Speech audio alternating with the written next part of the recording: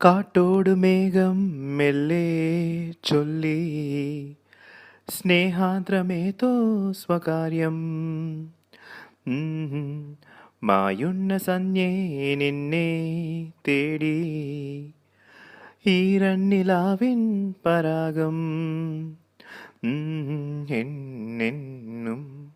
നിന്മടിയിലെ പൈതലായി നീ മൂളും പാട്ടിലെ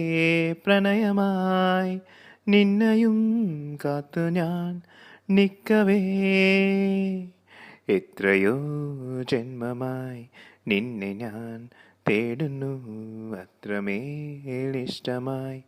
നിന്നയൻ പുണ്യമേ ദൂരതീരങ്ങളും മുഖതാരകങ്ങളും